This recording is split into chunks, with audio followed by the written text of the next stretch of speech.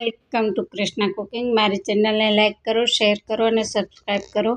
આજે આપણે ઉનાળાનો રાજા એવી કાચી કેરીનું શરબત બનાવવાનું છે। આપણે મહેમાનને પણ આપી શકીએ અને ઘરમાં પણ આપણે બરફની ક્યુબ્સ બનાવી અને ફ્રીજમાં સ્ટોર કરી અને સિઝનમાં રાખી શકીએ એવું સરસ આપણું ટેસ્ટી એવું ચટપટું આપણે કાચી કેરીનું શરબત બનાવવાના છે। એના માટે આપણે થોડી કાચી કેરી લઈ લઈશું અને છાલ ઉતારી અને ધોઈ લઈશું। તે પછી આપણે બનાવવાનું છે તો મસ્તીનું એવું ટેસ્ટી, હેલ્ધી અને ચટપટું એવું નાના બાળકોથી લઈ મોટા સુધી બધાને ભાવે તેવું બનાવવાના છે। તો તમને આ ભાવે છે કે નહીં તે કમેન્ટ કરજો। અને આ સરસ બને છે તો બાળકો રમીને આવે તો ઠંડુ ખાવાનું મન થાય, પીવાનું શરબત કે કાંઈ, તો એની જગ્યાએ આ ક્યુબ્સ પાણીમાં નાખી અને તમે બાળકોને પણ આપી શકો છો। તો એવું સરસ આપણે આ જે શરબત બનાવવાના છે એ ટેસ્ટી તો છે જ અને હેલ્ધી પણ એટલું જ સરસ છે। તો કાચી કેરીની અત્યારે સિઝન છે, પાકી કેરી પણ અત્યારે આવી જ ગઈ છે, તો કાચી અને પાકી પણ કાચી કેરીનું સરસ થાય છે। તો આ રીતે આપણે સરસ એવું કાચી કેરીનું શરબત બનાવવાના છે। તો આ તમે શરબત બનાવીને અને સ્ટોર કરી અને 15થી 20 દિવસ સુધી રાખી શકો છો ફ્રીજમાં। અને મહેમાન આવે તો સીધું સર્વ કરવા આપી દો પાણી નાખીને તો પણ ચાલે। તો આપણે એમાં કાચી કેરી છાલ ઉતારી અને ધોઈને લઈ લીધી છે। એને 7થી 8 નંગ, મોટી કેરી હોય તો 1 અને નાની હોય તો 2 થી 3 નંગ લેવાના। છાલ ઉતારી ધોઈ અને સરસ ટુકડા કરીને લઈ લીધા છે। બીજું પતાસા લીધા છે, જે દોરાવાળા આવે છે એના ટુકડા કરી અને એ પણ લઈ લીધા છે। એની સાથે આપણે બીજું એમાં મીઠું નાખવાના છે, જે આપણે રેગ્યુલર ઘરમાં યુઝ કરતા હોય, સિંગદાલું કે એવું મીઠું સાદું ગમે તે નાખવાનું છે, સ્વાદ અનુસાર નાખવાનું છે એમાં। અને બીજું એમાં આપણે ચાટ મસાલો નાખશું, કોઈ પણ કંપનીનો ચાલે, ઘરે ગમે તે હોય તે ચાટ મસાલો 1 ચમચી આપણે એમાં નાખશું। અને મારે જાજુ બનાવવાનો છે એટલે આમાં થોડાક વધારે પતાસા નાખેલા છે। બીજા વાર બનાવીશ એમાં હું નહીં નાખું, એટલે એના માટે આપણે આમાં અમે બીજું એમાં બ્લેક પેપર મતલબ તીખાની ભૂકી નાખેલી છે, 1 થી નાની અડધી ચમચી જેટલી। અને બધું આપણે મિક્સ કરી અને પાણી નાખ્યા વગર એમને સતત આપણે ક્રશ કરી લઈશું, ચાલુ બંધ કરી અને આ રીતે કરી લઈશું તો એકદમ સરસ ક્રશ થઈ જશે। પછી થોડું એવું ઉપરથી પાણી નાખવાનું છે, પણ અત્યારે સાદું જ આપણે એમને ક્રશ કરી લેવાના છે। તો આ રીતે તમે બનાવો છો કે નહીં તે કમેન્ટ કરજો। તો આ તો બધાને મારા ઘરમાં તો ફેવરિટ છે જ।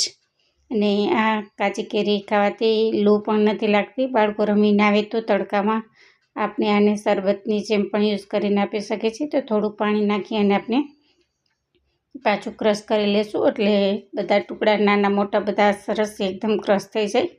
કોઈ રહી જાય તો બીજી વાર આપણે એને પાછું ક્રશ કરી શકીએ છીએ। તો આ રીતે તમે પણ ઘરે ચોક્કસ એકવાર બનાવજો। આવું સરસ એવું ટેસ્ટી ચટપટું મજા આવે એવું છે, ખાટું તીખું મતલબ મીઠું અને ખારું, ખાટું તીખું ને મીઠું બધું સ્વાદમાં આવી જાય છે એવું સરસ આપણે આ શરબત બનાવવાના છે।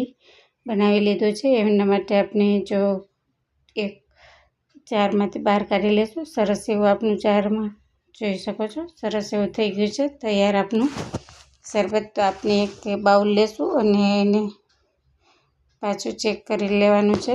જો થોડુંક મને એવું લાગે છે કે મીઠે મોરો છે તો ઉપરથી આપણે મીઠું નાખી શકીએ છીએ ચેક કરીને। પણ મારે તો 2 વાર બનાવવાનું છે એટલે આમાં ન નાખું તો બીજી વાર ચેક કરીને પણ એમાં નાખી દઉં। તમે એક જ વારમાં થોડું હોય તો બનાવતા હોય તો બધું બેલેન્સ કરીને જ નાખવાનું। ખાટું, ખારું, તીખું, મીઠું બધું એકદમ સરસ થવું જોઈએ। તીખું મતલબ એટલે ચાટ મસાલો નાખી એનું ચટપટો સ્વાદ આવવો જોઈએ એટલું રાખવાનું છે।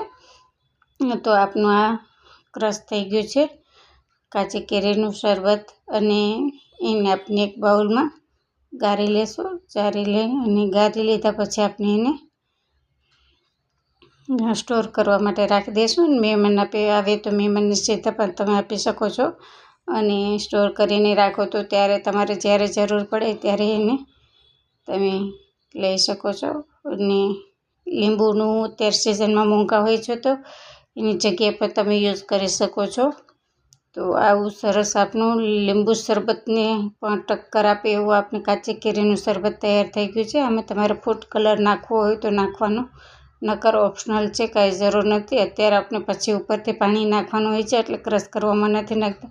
આમાં ટુકડા દેખાય છે એ બીજી વાર આપણે ક્રશ કરશું, એમાં લઈ લેશું એટલે કાંઈ જરૂર નથી. અને મહેમાનને આપવું હોય તો ગાળીને આપવાનું, તો એમાં ટુકડા નીકળી જશે. અને સાઈડમાં પણ સર્વ કરવામાં આવે, તમારે નાખવા હોય તો નાખી શકો. તો આ રીતે બધું આપણે પાણી નાખી અને ગાળી લેશું. સરસ એવું ઘાટું થઈ જશે. અત્યારે પાણી જેવું દેખાય છે, પથારી બેસી ગયું હોય છે. હલાવશો તો એકદમ સરસ એવું ઘાટું આપણું સરસ આપણું કાચી કેરીનું શરબત તૈયાર થઈ ગયું છે. તો તમે આ રીતે બનાવો છો કે નહીં તે કમેન્ટ કરજો.